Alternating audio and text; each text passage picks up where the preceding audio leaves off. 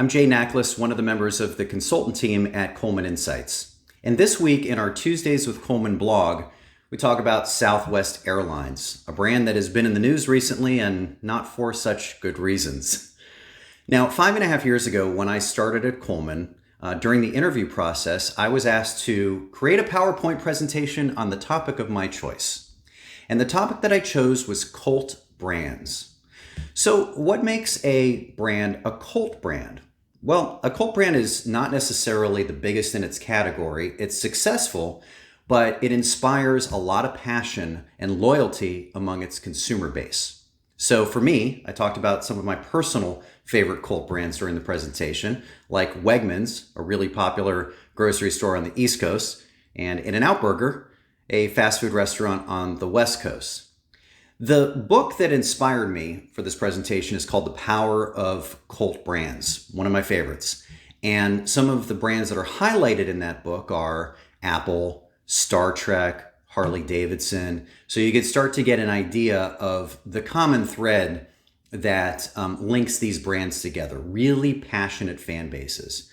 One of the brands that's not highlighted in the book, but is actually highlighted on the website by the author of the book, and is called a certified cult brand, is Southwest Airlines. And in a way, it's kind of remarkable considering the events of the last few weeks and the system-wide meltdown and implosion that Southwest had. And now you have employees coming out publicly on social media and blasting the leadership of the company. This kind of behavior would have been unheard of at Southwest Airlines when you really think about the history of this brand. And so what we dive into in this week's blog is three different things. Number one, we talk about what a cult brand is. What are the components of a cult brand? And what things made Southwest a cult brand? Number two, we're going to talk about image perception, why it's so important. I mean, it's really at the core of what we do at Coleman Insights. It's part of all of our strategic research. We track the perception of images of your brand.